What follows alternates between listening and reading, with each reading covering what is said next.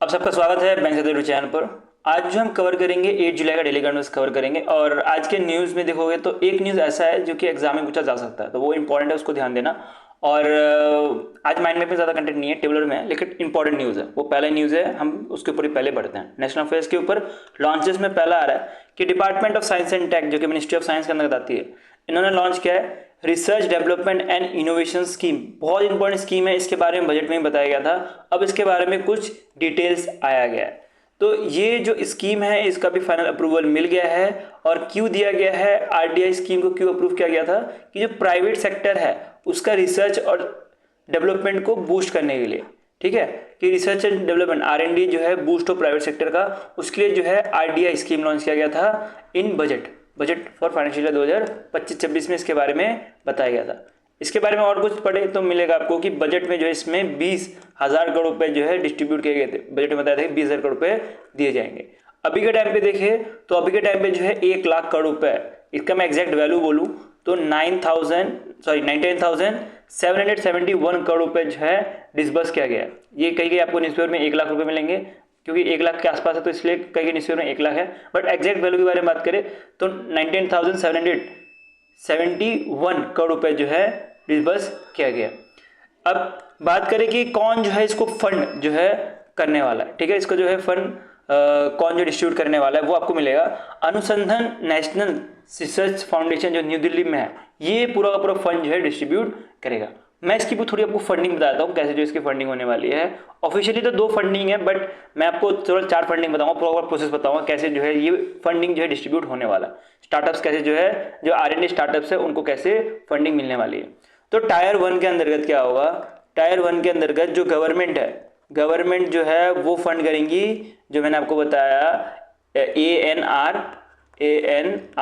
को, ठीक है। तो गवर्नमेंट ने कितना रुपए दिया, 1,00,000 करोड़ रुपए दिया, ठीक है, 1,00,000 करोड़ रुपए, 99,771 रुपीज दिया, 771 करोड़ रुपए जो है दिया। तो अभी 1,00,000 करोड़ रुपए जो है गवर्नमेंट ने ANRF को दिया। अब टायर 2 में क्या रहेगा, टायर 2 में जो है ANRF जो है वो प्रोवाइड करेगी पैसा बैंक्स को, बैंक्स, एनबीएफसीज या तो जो अल्टरनेटिव इन्वेस्टमेंट फंड होते हैं उनको जो है पैसे दिए जाएंगे। अब ये क्या रहेगा, जो एनबीएफसी है ये क्या करेंगे टायर 3 में, ये जो है पैसा देंगी जो वेंचर कैपिटल रहते हैं उनको, वीसीज जो रहते हैं उनको पैसा देने का काम करेंगी, ठीक है। वीसीज क्या करती है, वीसीज जो है जो स्टार्टअप्स रहते हैं वहां पैसा लगाती है। तो जो गवर्नमेंट है वो सीधे पैसे नहीं लगा रही, बल्कि वो वीसी के थ्रू टायर 4 में मिलेगा आपको, टायर 4 में वीसी के थ्रू जो है वो पैसे लगाएंगे स्टार्टअप्स पर, ठीक है। तो ये जो है एक तरह से क्या हो गया, ये हो गया फंड्स ऑफ फंड, इसको बोला जाता है फंड्स ऑफ फंड, ठीक है। मतलब गवर्नमेंट खुद तो फंड नहीं कर रही, बल्कि वो फंडिंग दे रही है दूसरे को और वो जाके फिर बाद में फंड कर रहा है, तो उसको बोला जाता है फंड्स ऑफ फंड। इसमें आपको एक चीज ध्यान देनी है कि जो एनबीएफसी ये सबको जो अभी पैसे दिए जाएंगे ANRF के द्वारा, तो यहाँ पे एनबीएफसी जो है एक तरह से लॉन्ग टर्म जो है वीसीज को लोन देने का काम करेंगी, इसके साथ ही जो है इंटरेस्ट फ्री लोन भी देगी या तो लो कॉस्ट जो है लोन देने का काम करेंगी, ठीक है। तो ये जो है एनबीएफसी करने वाली है और इसकी वजह से जो है प्राइवेट आर&डी सेक्टर बढ़ेगा। प्राइवेट आर&डी सेक्टर में भी एक सेक्टर है जिसमें ज़्यादा फोकस किया जा रहा है, वो है डीप टेक। डीप टेक के बारे में पता होगा, डीप टेक के अंतर्गत क्या क्या आता है, डीप टेक के अंतर्गत आपको एआई मिलेगा, डीप टेक के अंतर्गत आपको क्वांटम कंप्यूटिंग मिलेंगी, डीप टेक के अंतर्गत आपको रोबोटिक्स मिलेगा, ठीक है, और ऐसे ही सेमीकंडक्टर डिजाइन, बहुत सारी चीजें आती है डीप टेक के अंदर।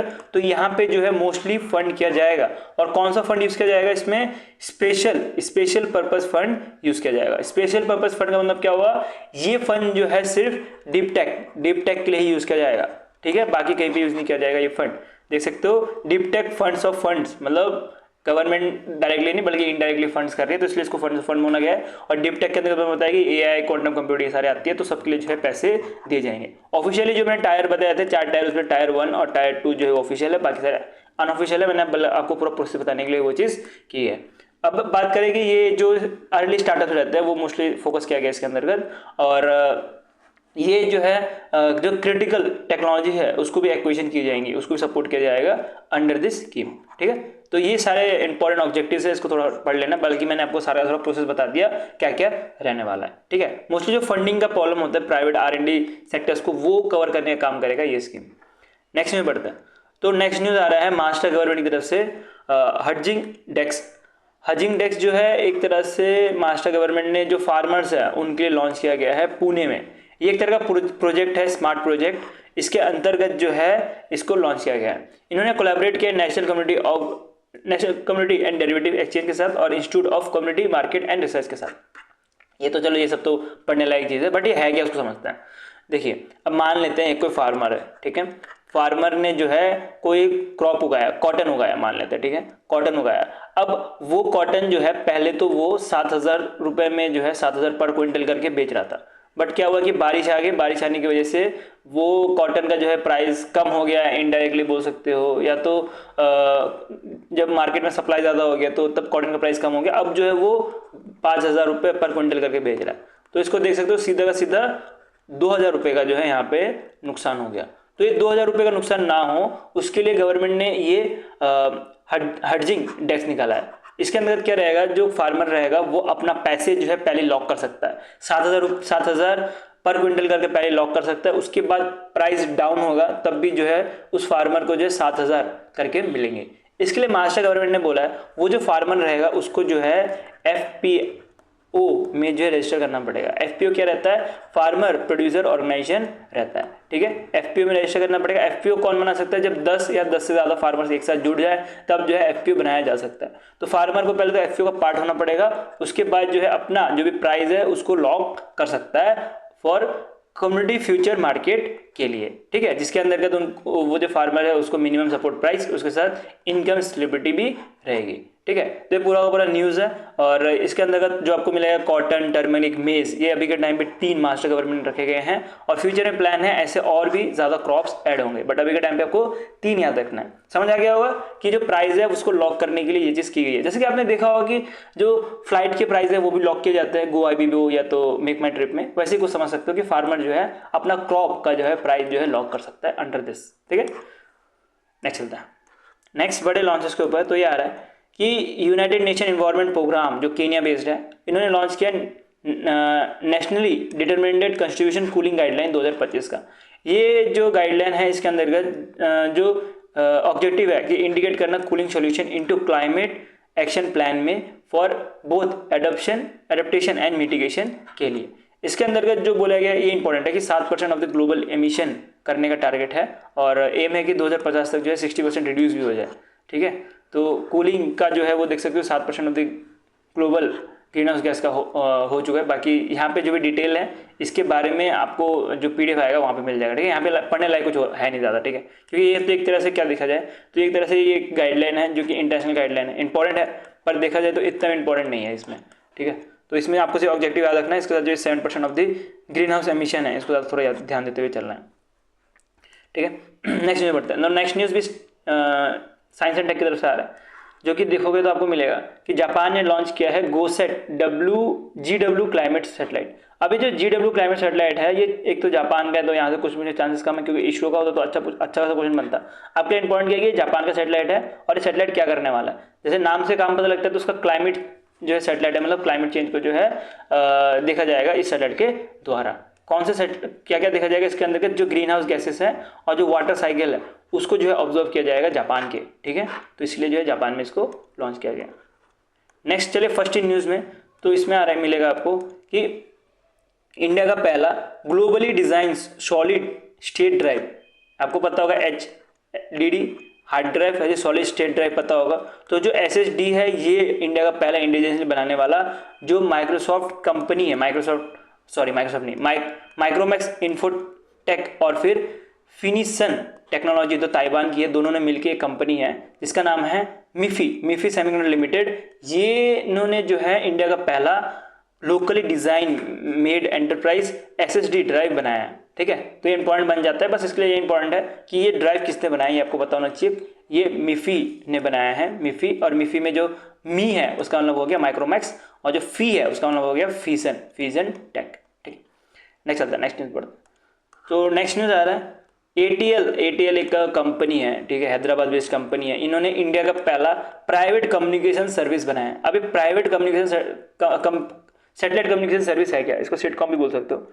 ये है क्या, इसको समझते हैं। देखो आपने देखा होगा कि एलोन मस्क एलोन मस्क का जो स्टारलिंक सैटेलाइट के बारे में पता होगा ना।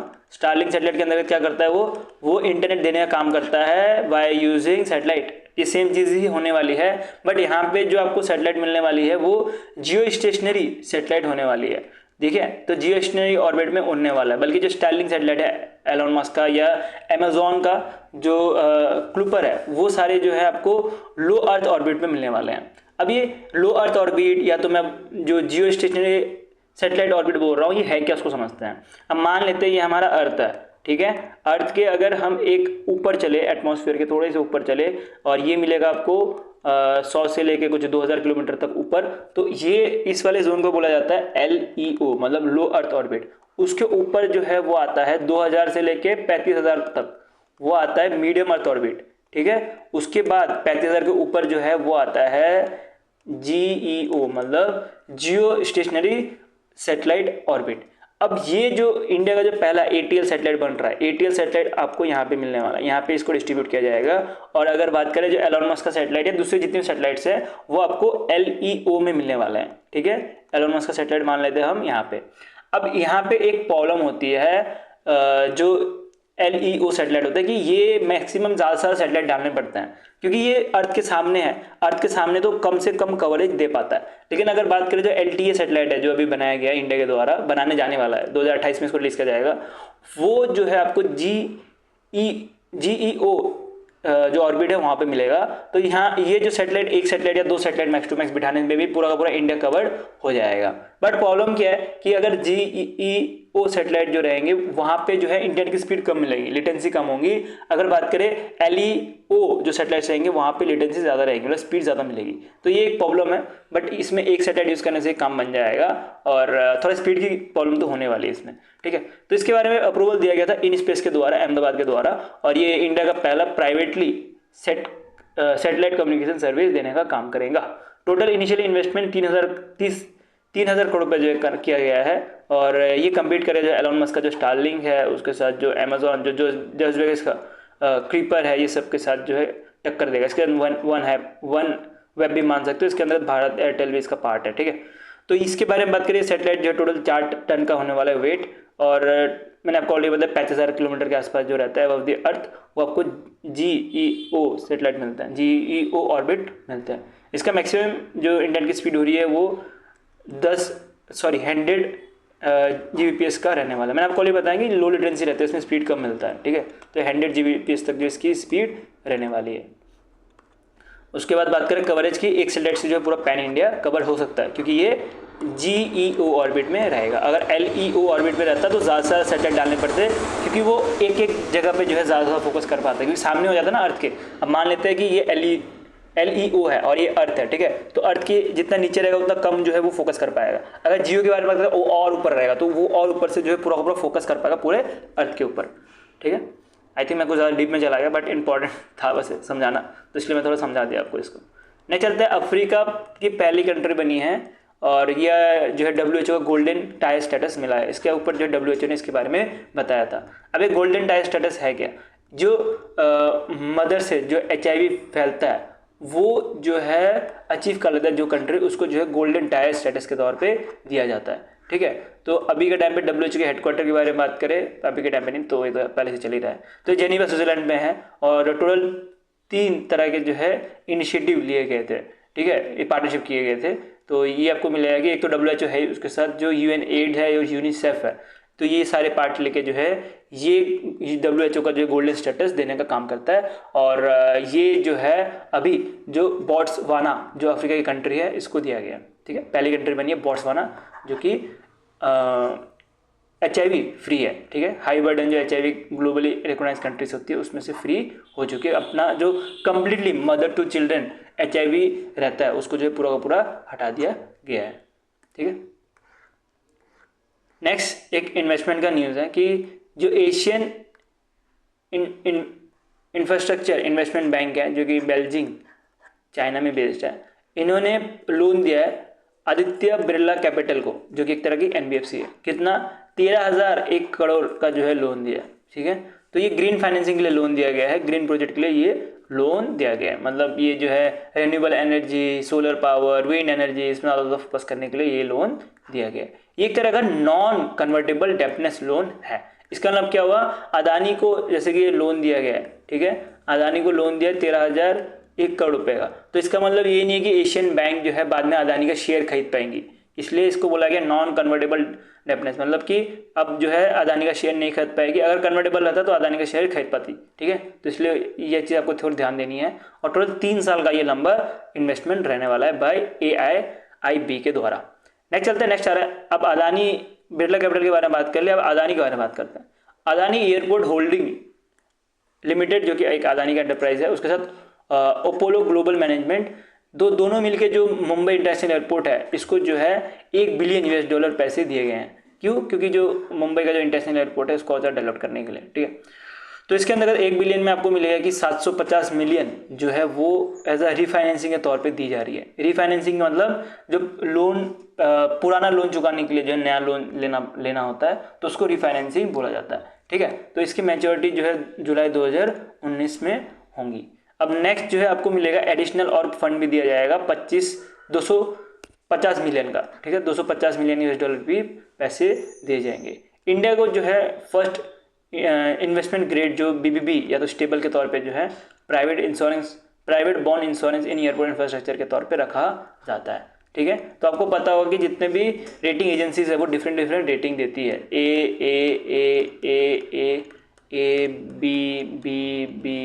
ऐसा रेटिंग देती है ना। तो उसमें से जो इंडिया का जो प्राइवेट बॉन्ड इंश्योर है एयरपोर्ट इंफ्रास्ट्रक्चर में, उसका रेटिंग आपको BBB मिलने वाला है, ठीक है। नेक्स्ट चलता है, नेक्स्ट इंडेक्स एंड रैंकिंग के ऊपर बढ़ता है। तो ये एक रैंकिंग है जो कि इंपॉर्टेंट ही है वैसे तो, बट इंडिया की रैंक इसमें अच्छी खासी है तो पूछा जा सकता है, और ये एक तरह की यूनिकॉर्न रैंकिंग है, ठीक है। तो 7th Hurun global unicorn index जो है लाया गया है। तो ये जो चाइना का जो हुरुन रिसर्च इंस्टीट्यूट है इसके द्वारा जो रिलीज किया गया है, जिसके अंतर्गत आपको मिलेगा कि इंडिया का रैंक 3rd रखा गया है। ये इंपॉर्टेंट है कि इंडिया का रैंक जो है 3rd रखा गया। टोटल 64 यूनिकॉर्न्स इंडिया के पास अभी है, ठीक है। तो 64 यूनिकॉर्न के साथ इंडिया जो है 3rd नंबर पे आती है इस लिस्ट में। तो फर्स्ट नंबर पे कौन आती है? फर्स्ट नंबर पे आपको USA मिलेगा, जिसके पास टोटल 758 यूनिकॉर्न्स है। 49.8% of the global total unicorn जो है USA में है। उसका नेक्स्ट जो आपको चाइना मिलेगा, जिसके पास 343 यूनिकॉर्न्स हैं और इंडिया के पास 64 है, ठीक है। अगर सिटी वाइज देखें तो सिटी वाइज में सबसे नंबर 1 में आपको सैन फ्रांसिस्को मिलेंगे जो कि USA बेस्ड है, ठीक है। तो इधर आपको 199 यूनिकॉर्न मिलने वाला है, और दूसरा आपको न्यूयॉर्क मिलेगा जिसके अंतर्गत 142 यूनिकॉर्न्स है। अभी बात करें टॉप सिटीज़ हमारे इंडिया में कौन कौन सी जिसके पास यूनिकॉर्न्स है, आपको बेंगलुरु, मुंबई और गुरुग्राम मिलने वाला है, और यहीं पे जो है आपको IT हाउसेज सारे के सारे मिलेंगे। अगर वैल्यूएशन के हिसाब से देखें तो सबसे ज़्यादा जो टॉप में आता है वो आपको SpaceX मिलने वाला है, ठीक है। और दूसरा जो है बाइट डांस, आपको पता होगा जो टिकटॉक था, तो बाइट डांस जो है चाइना का है, तो ये जो है दूसरे नंबर पर है इन टर्म्स ऑफ वैल्यूएशन, ठीक है। वैल्यूएशन और फिर जो नेटवर्थ रहता है उसमें थोड़ा डिफरेंस रहता है, उसके बारे में हम कभी बाद में बात करेंगे, यहाँ पे अभी डिस्कस नहीं करता, ठीक है। नेक्स्ट चलते हैं, नेक्स्ट आ रहा है वर्ल्ड मोस्ट इक्वल सोसाइटी। ये जो है वर्ल्ड बैंक ने रिलीज किया गया है, और इसके अंतर्गत इंडिया की रैंक देखोगे तो 4th नंबर पे आता है।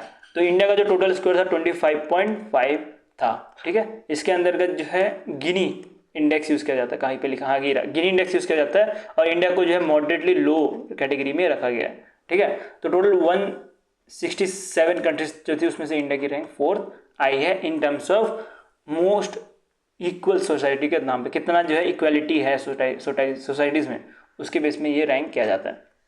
पहला जो आपको कंट्री मिलने वाली है वो आपको मिलेंगी स्लोवक रिपब्लिक, जिसका आपको रेटिंग मिलने वाली है 24.1। उसके बाद स्लोवानिया की रेटिंग मिलेगी 24.3, बुलेरियस की रेटिंग मिलेगी 24.4, और इंडिया की रेटिंग मिलेगी 25.5। इंडिया की जो रेटिंग है इंपॉर्टेंट है, ठीक है। ये जो है गिनी इंडेक्स के बेस पे जो है ये रेटिंग दी जाती है। अब गिनी इंडेक्स है क्या? गिनी इंडेक्स जो है मेजर करता है distribution of income, wealth, consumption across population, ठीक है। इसके अंदर अगर जीरो के बारे में बात करें तो जीरो का मतलब जो परफेक्ट इक्वलिटी है, और 100 का मतलब एब्सोल्यूट इनइक्वालिटी है। तो इंडिया जो है अभी देख सकते हो कि ज़्यादा जो है परफेक्ट इक्वलिटी तरफ है, ठीक है। तो इसके अंदर अगर कंपैरिजन करें चाइना का, तो चाइना का 35.7 है और USA का 41.8 है, मतलब यहाँ पे इक्वलिटी कम है। इंडिया के बारे में बात करें तो इंडिया जो है जितने भी G7 या G20 नेशंस है उसमें सबसे आगे है। कुछ डेटा पॉइंट जो कि एग्जाम में पूछा जा सकता है, जैसे कि एक्सट्रीम पॉवर्टी के बारे में बात करें वो ड्रॉप हो गया है, 16.2% था अराउंड द ग्लोब, अब जो है 2.3% हो गया, तो अच्छा खासा ड्रॉप है। इसके साथ ही जो है $3 करके पर डे जो है पॉवर्टी लाइन को जो है प्रोवाइड की जाती है, जिसकी वजह से जो है 5.3% जो है बिलो हो गया है पॉवर्टी। ये चीज़ भी देखनी है हमें, ठीक है, ये भी थोड़ा इंपॉर्टेंट है। तो ये अच्छा खासा जो है आप देख सकते हो कि एक्सट्रीम पॉवर्टी जो है बहुत सा डिक्रीज कर गया है, 171 बिलियन जो है डिक्रीज कर गया है। तो ये सारे डेटा पॉइंट्स है, इसको तो आपको याद रखते हुए चलना है, और बीच में से मिस्टेक हो जाती है चीज़ें बोलने में, बिकॉज थोड़ा फास्ट प्लानिंग कोशिश करता हूँ जिससे से आपका थोड़ा टाइम बच पाए, ठीक है। नेक्स्ट चलते हैं, नेक्स्ट आ रहा है अवार्ड के बारे में बात करें तो मेंटल हेल्थ अवार्ड 2025, ये जो है Thailand department of health mental health के द्वारा दिया जाता है। इसके अंतर्गत आपको अवार्ड विनर जो मिलेंगे वो सामा वाजिद मिलेंगे, जो कि अभी के टाइम पे रीजनल डायरेक्टर है WHO के साउथ ईस्ट एशिया रीजन के। तो अभी इनको क्यों अवार्ड दिया गया है वो इम्पोर्टेंट है एग्जाम के लिए। इनको अवार्ड दिया गया है transformative leadership in global mental health के लिए ये अवार्ड दिया गया है। अब ये है कौन, ये जो साइमा वाजिद है ये है कौन? ये जो शेख हसीना थी, आपको पता होगा बांग्लादेश की पहले फॉर्मर PM थी, इनकी जो है डॉटर है, और ये पहली बांग्लादेशी और सेकंड वुमन भी बनी है जिनको ये अवार्ड मिला गया है, ठीक है, जो कि अभी के टाइम पे रीजनल डायरेक्टर तरह काम कर रही हैं SEAR में, वो ये जो होल्ड करती है, ये जो पोजीशन है ये होल्ड करती है, और ये मेंटल हेल्थ अवार्ड मिलने वाली फर्स्ट बांग्लादेशी और सेकंड पर्सन भी है, सेकंड वुमेन भी, इसको तो ध्यान देना। नेक्स्ट चलते हैं, नेक्स्ट डिफेंस के ऊपर बढ़े तो डिफेंस में आपको डिलीवरी में न्यूज़ मिलेंगी, जिसके अंतर्गत बोला गया है कि जो उदयगिरी है ये एक तरह क्या है इंडियन नेवी को सौंपा गया, शिप एक तरह शिप है जो कि इंडियन नेवी को सौंपा गया है, जो कि अपने FPV के बारे में नाम सुना होगा, फास्ट पेट्रोल वेसल। ये इसमें कोई वेपन नहीं रहता, ये मोस्टली कोस्ट गार्ड यूज़ करते हैं। और इसके बारे में बात करें, ये एक तरह का क्या है फीट है, फीट का मतलब क्या है, ये एक तरह से वेपन भी कैरी कर सकता है। इसको जो है डेवलप किया गया है बाय माजागॉन डॉक शिप बिल्डर के द्वारा, जो मुंबई बेस्ड है। और ये जो है प्रोजेक्ट 17A के अंतर्गत आता है, कहीं पे लिखा हुआ है, प्रोजेक्ट 17A के अंतर्गत रखा जाता है। और प्रोजेक्ट 17 जो था इससे पहले चल रहा था, और ये 17A जो है इसका एक एक्सटेंशन वर्जन है, ठीक है। तो ये जो है शिवालिक क्लास का एक अब एडवांस वर्जन शिप रहने वाला है, और इसको जो है डिज़ाइन किया गया है by warship design bureau New Delhi के द्वारा। इसका नाम जो है पुराना जो INS उदयगिरी था उसके अंतर्गत रखा गया है, जो कि डिकमिश्ड हो गया था 2007 में। और उदयगिरी के बारे में बात करें तो ये MP में एक सिटी भी है, उसके बेस पे भी ये नाम रखा गया है। ये टोटल हैंडेड वॉरशिप डिज़ाइन किया गया है बाय वॉरशिप डिज़ाइन ब्यूरो के द्वारा। तो ये 100 डिज़ाइन था इस इंस्टीट्यूट के द्वारा, ये भी थोड़ा ध्यान दे देना, एग्जाम पूछा सकता है कि जो वॉरशिप डिज़ाइन ब्यूरो है इसका 100वां वॉरशिप कौन सा था, तो आपको पता होना चाहिए उदयगिरी था, ठीक है। तो ये हमारा डेली करंट अफेयर्स आज का खत्म हो गया, और ये PDF चाहिए तो आपको टेलीग्राम ग्रुप में मिल जाएगा, link in the description. Video अभी में इतना रखता है, वीडियो अच्छा तो लाइक कर देना, ऐसी कंटेंट देखते रहने सब्सक्राइब टू माय चैनल। और अगर आपको करंट अफेयर्स पढ़ने में, आपके दोस्त को करंट अफेयर्स पढ़ने में मुश्किल आती है तो आप जो हमारा बैंक शक्ति टेलीग्राम ग्रुप या तो यूट्यूब है इसके बारे में बता भी सकते हो, ठीक है। और अगर अच्छा नहीं लगा वीडियो तब भी डिसलाइक करके बता भी देना यार कमेंट में कहाँ पे इंप्रूवमेंट हो सकती है। सो वीडियो में इतना रखते हैं, और बाकी हम कल मिलते हैं, बाय।